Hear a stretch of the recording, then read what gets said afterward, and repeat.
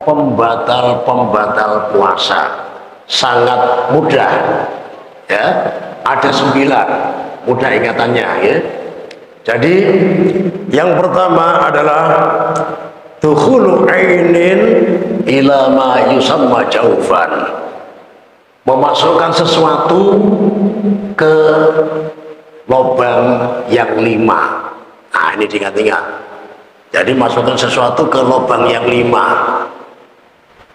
Yang pertama lubang mulut, yang kedua lubang hidung, yang ketiga lubang telinga, yang keempat lubang buang air kecil, yang kelima lubang buang air besar. Ingat-ingat. Nah, ini ya. Nah, di sini perlu kita pahami, memasukkan sesuatu ke mulut yang membatalkan puasa ini, memasukkan aja atau menelannya. Nah, ternyata yang membatalkan puasa adalah menelannya. Apabila sesuatu tersebut ditelan, kalau tidak ditelan tidak batal. Misalkan menerapkan ilmu, memasukkan sesuatu ke mulut ya, yang penting tidak ditelan ya, misalkan kemarin ada yang bagi-bagi es krim buka puasa, sisanya banyak, disimpan di kulkas sampai sahur. Habis sahur ternyata masih ada sisa, iseng-iseng ya, ambil es krim, siang-siang dimasukkan mulut, muntungnya terasa segar. Masya Allah. Batal enggak Bu? Kan? Tidak batal, yang penting tidak ditelan. Tapi langsung dikeluarkan, harus kumur-kumur. Nah, ini ya, yang penting pembahasannya selama tidak ditelan tidak batal. Nah, ini ya. Jadi terus kita ini mulai habis subuh tadi sepertinya sudah nelan ludah semua. Ibu sudah nelan ludah, bapak-bapak juga ya. Nah ini batal apa enggak nelan ludah? Kan mulai ragu. Pak, kalau yakin pasti tidak gitu ya. Kada Ustaz ya, kada guru tapi ragu sudah mulai. Nah ini ya, nelan ludah tidak batal dengan 3 catatan. Yang pertama, ludah kita sendiri. Jadi kalau yang kita telan ludah orang lain baru batal. Nah, biasanya kadang yang ada yang ngasih contoh ini, ada orang meludah terus kita ambil, kita jilat. Nah, ini terlalu jorok. Nah, ini yang ngasih contoh ini, mohon maaf, belum pernah belajar romantisnya kehidupan Rasulullah SAW. Ini Rasulullah dengan istri beliau sangat romantis. Jadi kalau mohon maaf berciuman tidak hanya di pipi, di mulut. Jadi kalau ciuman mulut ini bisa tertukar ludah. Nah ini maksudnya ya, barangkali ini dikhawatirkan kalau pengantin hanyar nih ya. Makanya sebagian ulama ini ada yang menghimbau amun pian nikah jangan parak-parak bulan Ramadan ya. Bulan Rajab atau bulan Syaban hanyar nikah, ini ya namanya pengantin hanyar. Khawatir khilaf ya. Siang-siang Ramadan peciuman pakai mulut, ternyata lidahnya tertukar, lidah suami tertukar dengan ludahnya istri. Begitu juga sebaliknya, ludahnya istri tertukar dengan ludahnya suami. Nah ini maksudnya ludah orang lain kita telan. Nah ini yang batal. Nah ini ya contohnya Pak Bu ya. Nanti jadi nyontohkan yang seperti ini ya. Jangan ya tadi itu nyontohkan lidah orang lain, orang meludah diambil. Wah ini jorok banget ya.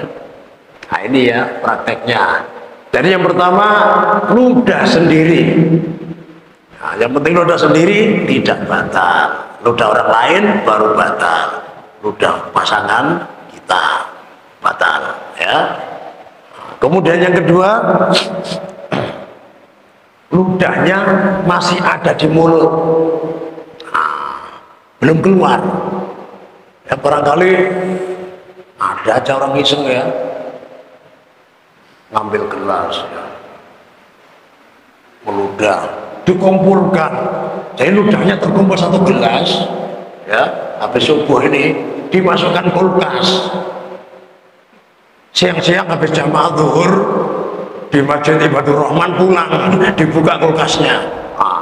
Ini kan ludahku sendiri, mau diminum, batal enggak?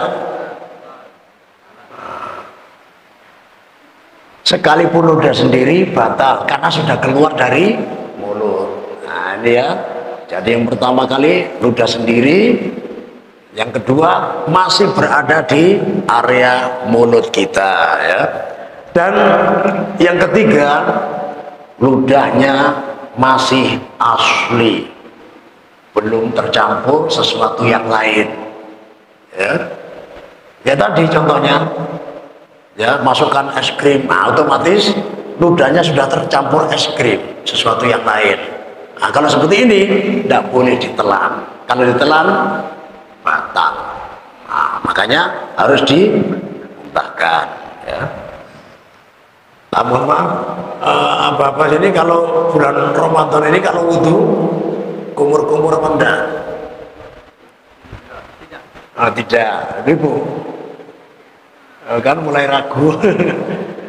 Kumur, ada yang saking hati-hatinya ada kumur. Nah, ini mohon maaf, kumur ini termasuk kesunahan, perintah Allah, jadi tetap dianjurkan, disunahkan, bukan makruh ya. Berkumur, memasukkan air ke mulut dalam rangka berwudu, ini kesunahan, perintah Allah. Yang makruh itu memasukkan sesuatu yang lain tadi, kita contohkan biar fokus saja. Contohnya memasukkan es krim tadi, nah ini ya nggak diperintahkan dalam agama masukkan es krim. Jadi misalkan ada dua anak, katakanlah Bendel sama Bejo. Nah ini ya, si Bendel ini iseng ya, masukkan es krim ke dalam mulut siang-siang Ramadan, Masya Allah terasa segar. Yang penting tidak ditelan, tidak batal. Kemudian si Bejo masukkan air ke mulut karena menunaikan salah satu kesunahan wudhu.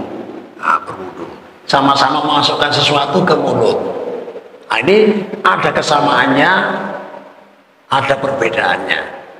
Kesamaannya sama-sama memasukkan sesuatu ke dalam mulut, sama-sama tidak batal. Akan tetapi kalau suatu ketika ada kecelakaan, misalkan ada patir, patir ya, masa patir cerut, nah itu patir lagi pian itu ya. petir sungguhan ya, dubur tak ajut dua-duanya, Bendel sama Bejo. Akhirnya apa yang di mulutnya tertelan ya. Si Bejo karena berkumur dalam rangka berwudu, berwudu ini perintah Allah, kesunahan ini perintah Allah ya. Ketika kena petir tertelan, ini rezeki dari Allah, seakan-akan minum air dari surga, dimaafkan, tidak batal puasa karena menunaikan perintah Allah ya. Tapi yang iseng si Bendel tadi ya, nama es krim itu Masya Allah segar, batal ya. Kurang kerjaan ya, iseng-iseng ya. Bukan perintah Allah, tidak diperintahkan ya ngulung es krim ini ya. Nah itu bedanya ya. Jadi harus paham ini ya. Alhamdulillah. Nah, terus mohon maaf, ibu-ibu kalau masak siang Ramadan ini masakannya dicicipi apa kadang, Bu? Nah, ada yang takutan, kadang, waduh, kasihannya laki pian ya. Mungkin laki pian saking solehnya ya. Gimana Bah masakannya? Nyaman benar, rumah makan kalah. Nah, pas ya, bininya ngambil Ada yang lagi di sana ke belakang stumat muntah, baru keasinan. Gara-gara apa? Gara-gara tidak dicicipi. Nah, makanya perlu sama seperti tadi. Apa hukum mencicipi masakan? Boleh enggak? Nah, tadi ya. Karena masalah pembatal puasa, batal enggak mencicipi masakan? Batal enggak, Bu? Ragu-ragu, enggak ada yang mencicipi masaknya. Indra perasa itu cuma di lidah, bukan di tenggorokan. Jadi sama seperti hukumnya es krim tadi. Jadi nyicipi boleh, ya. Setelah terasa, oh sedapnya ya, asinnya sudah pas, baru diludahkan dan berkumur. Diludahkan dan berkumur. Nah, sudah. Kalau hukum mencicipi, ya, yang penting tidak batalkan puasa, yang penting tidak ditelan tadi. Diludahkan kemudian berkumur yang bersih, ya. Jadi kalau berkumur yang bersih, yang penting kalau kita berkumur 1 gelas dikeluarkan 100% 1 gelas. Jangan nanti berkumur 1 gelas pas dikeluarkan diyakinkan tinggal setengah gelas. Nah, setengahnya kemana? Setengahnya masuk. Nah, ini yang batal, ya. Tapi kalau mengeluarkannya sudah 100%, kemudian ada terasa segar, terasa dingin, ya, karena air yang kita masukkan itu tidak membatalkan puasa, sudah hukum marfu, dimaafkan. Nah, ini ya, jadi harus yakin tidak batal, itu ya, harus tegas hukum fikih, harus jelas. Ya. Jadi intinya apa ini? Kalau mencicipi masakan, ini dianjurkan bagi yang sedang masak. Kalau yang masak ibu-ibu, ya ibunya yang dianjurkan. Kalau semuanya kebalikannya, akan ada di beberapa rumah tangga itu nang begawi bininya. Bininya di kantor, akhirnya abahnya jadi master chef di dapur. Dan juga jadi yang masak secara umum ibu-ibu. Kalau ibu-ibu yang masak dianjurkan mencicipi, ya. Tidak dimakruhkan, ya. Kan hukum asli kan makruh, kayak yang tadi itu masukkan es krim kurang kerjaan, makruh. Makanya kalau kecelakaan kena petir dhuwur, tertelan batal. Tapi kalau perintah Allah sunnah, ya, berkumur kena petir dhuwur, terkejut, tertelan, tidak batalkan puasa. Itu minuman dari surga. Nah, ini ya. Jadi mencicipi masakan bagi yang masak diperbolehkan dan tidak makruh. Dan bagi yang tidak masak tapi iseng-iseng, ya, ikut nyicipi, ini yang dihukumi makruh. Jadi kalau yang masak ibunya, bapaknya datang begawi, kayak apa, Bu? Tuntungkah masakannya? Ya, tuntung, dicicipi. Kalau abahnya kada umpat masak, hukumnya makruh, ya. Gimana supaya nggak makruh? Harus ikut masak, entah beberapa menit, ya. Ya mungkin pas masukkan bumbunya kah, yang penting secara umum, oh abahnya umpat masak juga. Nah, kalau ikut nyicipi, tidak makruh.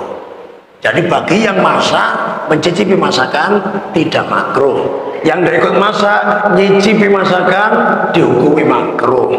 Dan yang mencicipi sampai habis 1 mangkok, nah ini yang batal, ya. Nyicipi bukan pakai tangannya, pakai mangkok, ya, di 1 mangkok habis, ya batal. Nah ini ya. Nah, sebelum pindah ke bab selanjutnya,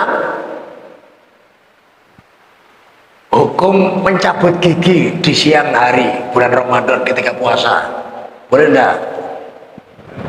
Boleh enggak, Pak? Puasanya batal enggak? Enggak batal, yang penting giginya enggak ditelan. Nah ini ya, mencabut giginya ditelan batal. Oh, maksudnya kadang keluar darah. Darah ini membuat ludah tidak asli lagi. Kalau ditelan batal. Terus gimana? Ya jangan mencabut gigi siang hari. Itu aja repot. malam-malam aja kalau cabut gigi ya, itu ya. Di intinya demikian ya. Kemudian yang kedua, al-qai'u amdan, muntah dengan sengaja. Nah, pokoknya prakteknya ya sebagaimana umumnya orang-orang yang ingin muntah, mungkin karena pusing, kalau udah muntah ya istilahnya tambah pusing. Nah ini ya, kalau muntah ringan akhirnya sengaja muntah, jarinya dimasukkan di tenggorokan ini muntah. Nah, kalau seperti ini prakteknya batal puasanya. Atau cari bau yang sekiranya kalau dicium muntah, mungkin terasi yang sudah umurnya 100 tahun ya ini ya, terasi ulang-ulang ya, jadi dicium muntah, ini berarti sengaja. Walhasil berbagai upaya untuk muntah dengan sengaja membatalkan puasa. Kalau tidak sengaja tidak batal. Ya siapa tahu pas sahur tadi ya, mulai jam 3 pokoknya sudah selesai ngemil pulang ya, ngemil ya keripik singkong, nah ini ya, kemudian minum Fanta yang gelas besar itu ya habis ya, kemudian ganti keripik kentang ya. Nah, ternyata masih ada 4 jus ya, situ ada jus apel diminum 1 gelas ya, ada jus melon ya 1 gelas, 2 gelas sudah, ada jus buah naga ya diminum habis 3 gelas, terakhir ada jus dari Arab, jus al-fukat, jus dari Arab al-fukat ya diminum 4 jus habis ya, otomatis sudah imsak, sholat jamaah subuh, nah, karena habis sujud dan di sini karena ada fantanya tadi kelahi di perut ya, akhirnya kok pusing-pusing keluar, akhirnya muntah. Tapi karena tidak sengaja, ini tergolong tidak sengaja ya, tidak batalkan puasa. Dengan catatan, mohon maaf, kembali ke hukum ludah tadi yang ketiga, ludahnya sudah tidak asli lagi. Karena sesuatu yang keluar dari perut ini hukumnya najis, otomatis ludahnya dihukumi bercampur dengan sesuatu yang najis. Jadi mulai muntah, mohon maaf, jangan sampai menelan ludah. Karena habis muntah kok nelan ludah, hukumnya batal. Karena yang ditelan tadi ludahnya tidak asli lagi, bercampur dengan sesuatu yang lain, dalam hal ini bercampur najis, harus diludahkan. Tapi karena ini najis, sekalipun diludahkan 1000 kali, najisnya belum hilang. Hilangnya harus dengan air. Makanya sambil meludah jangan sampai ditelan, sampai ketemu air, berkumur, berkumur, dikeluarkan, najisnya hilang. Setelah berkumur, sekalipun mulut terasa segar, tapi yang penting airnya sudah dikeluarkan 100%, rasa dingin sudah dimakfu. Mulai saat ini silahkan menelan ludah, sudah tidak membatalkan puasa lagi, karena sudah bersih, kembali asli lagi. Nah ini ya, jadi sangat mudah. 1. Memasukkan sesuatu ke lubang yang 5. 2. Muntah dengan sengaja ya. Kemudian 3, 4. 3, mohon maaf,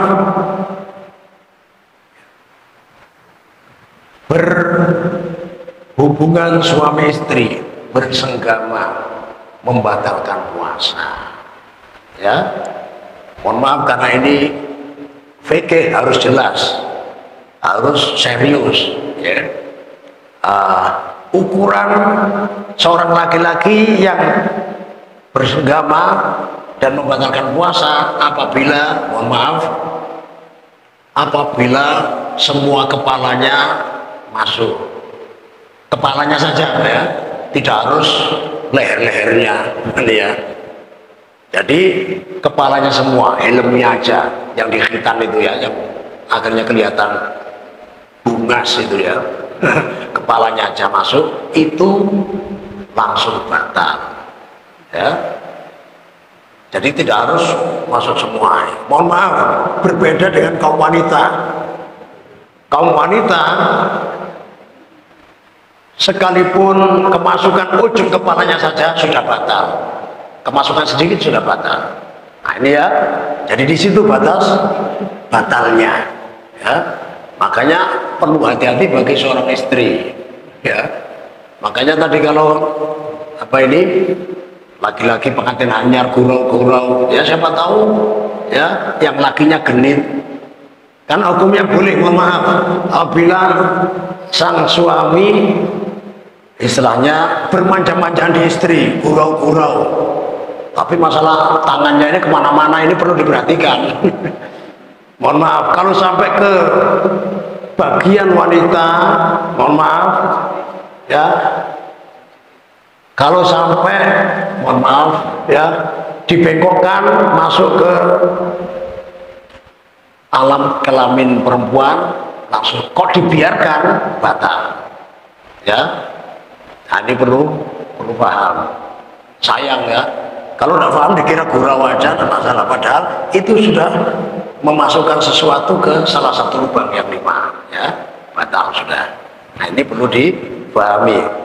Jadi intinya bersenggama sekalipun tidak keluar sperma, yang penting masuk aja tadi itu, karena baru assalamualaikum kepalanya aja belum keluar sperma, ya sudah batal. Nah, ini ya, ini yang ketiga. Keempat,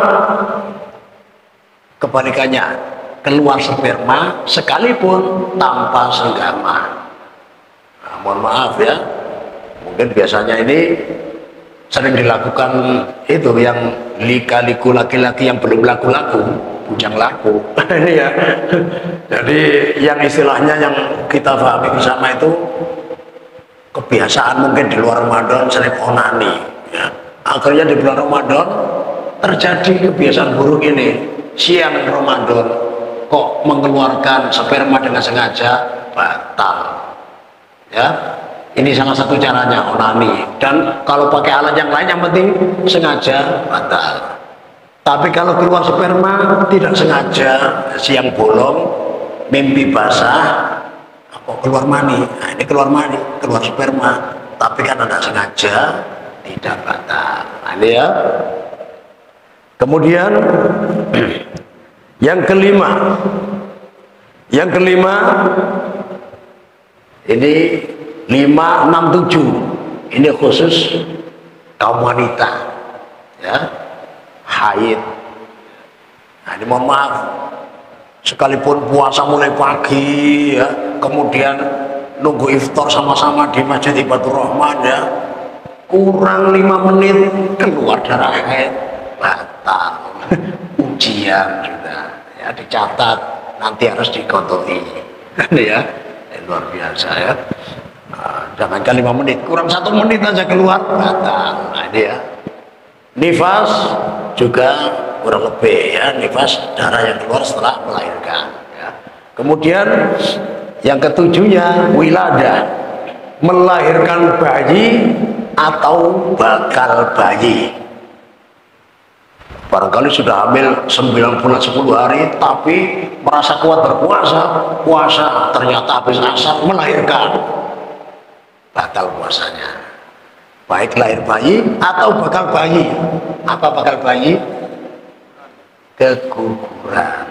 Baik sudah berbentuk kayak bayi kecil atau masih gumpalan daging, yang penting keluar, sudah membatalkan puasa. Ini ya. Jadi ini ujian bagi kaum wanita. Kemudian yang ke-8, zawalul akli, hilangnya akal. Hilang akal ini ada 3 tingkatan dan hukumnya berbeda-beda. Yang pertama karena majnun, gila, walau lahdo, sekalipun sebentar. Nggak tahu prakteknya orang gila nih ya.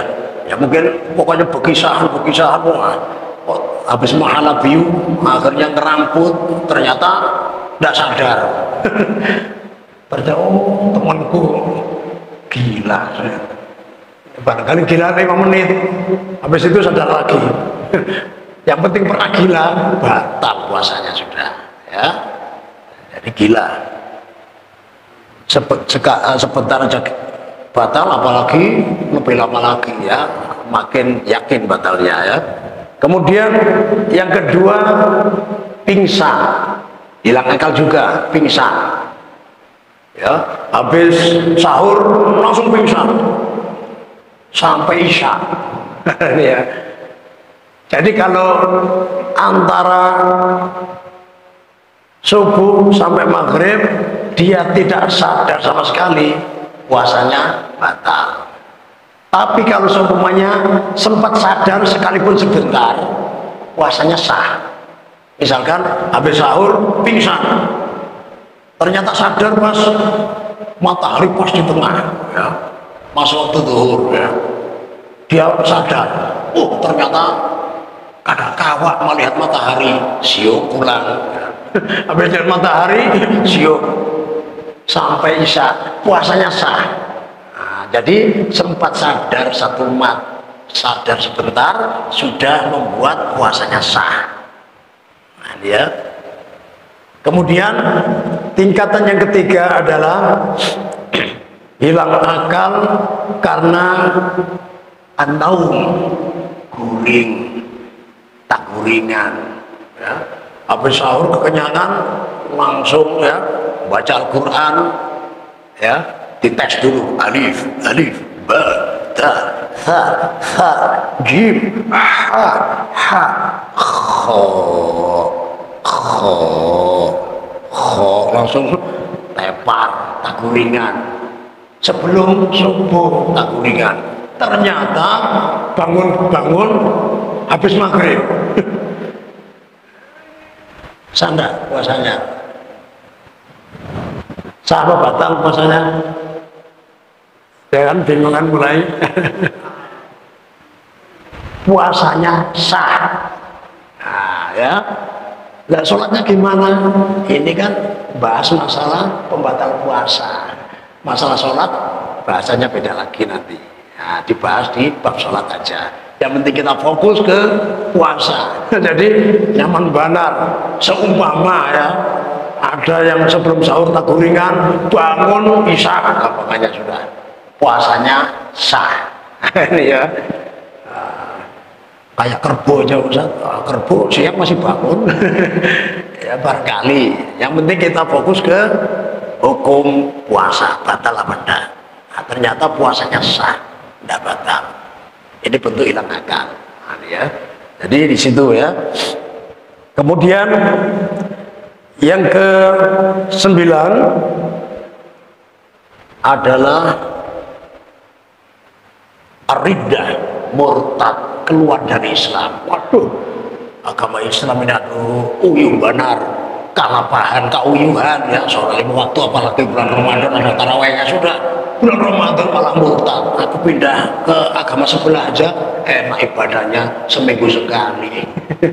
Barangkali langsung batal puasanya sudah murtad. Nah, ya. Jadi ini yang secara garis besar.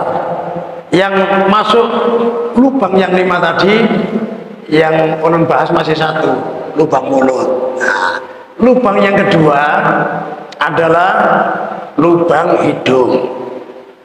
Nah, ini kita perlu tahu batasan mana kalau kita memasukkan sesuatu lantas dihukumi batal.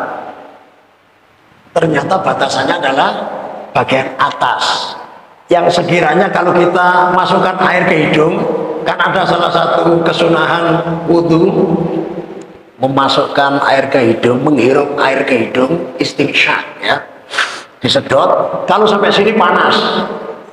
Nah, itu batasan yang membatalkan puasa.